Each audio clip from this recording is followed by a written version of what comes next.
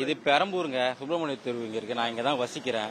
இது நீங்க கொஞ்சம் சுத்தி பாருங்க. இது ரோடா இல்ல குளமா இல்ல கடல் மாதிரி ஸ்விம்மிங் நீச்சல் அடிச்சுட்டு தான் இங்க போகணும்னு நினைக்கிறேன்.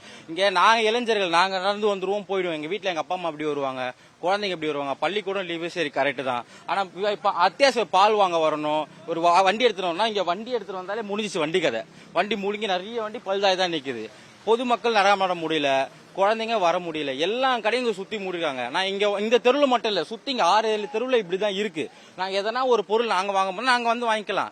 வயதானவங்க இப்படி வந்து வாங்குவாங்க, இப்படி வந்து வாங்குவாங்க. உடனே தான் அவங்க வரவே முடியாது. அந்த இடத்துல சுத்தி இந்த தெரு ஃபுல்லா பாருங்க, எங்க பார்த்தாலும் முட்டி அளவு தண்ணி இருக்கு. இது தமிழ்நாடா இல்ல வேற எதனா ஸ்டேட்டானு எனக்கு தெரியல, அந்த அளவுக்கு இங்க தண்ணி இருக்கு.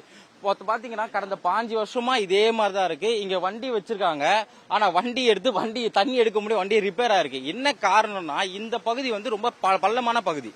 அங்க இருக்க பாத்தீங்கன்னா மேடான பகுதி எல்லா தண்ணியும் இங்கதான் வந்து ஜாயிண்ட் ஆகுது. இங்க நடமாற ரொம்ப கஷ்டமா இருக்கு.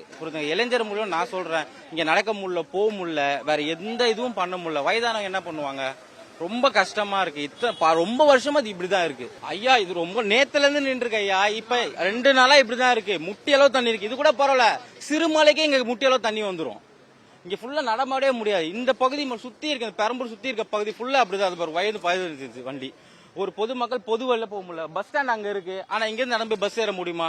முடியாது. எந்த ஊரும் இங்க சரியில்லை. இந்த தெருவுல பெரம்பூர் திருக்கண தெரு, அந்த பிபி ரோடு தெரு, இது ஃபுல்லாவே இப்படிதாங்க இருக்கு. இல்ல இது மேடான பகுதி தான். மேடான பல கட்டினால இது உள்வாங்கிருச்சு. அதனால சுத்தி இருக்க தண்ணியெல்லாம் இங்கே வந்து சேர்ந்துருச்சு.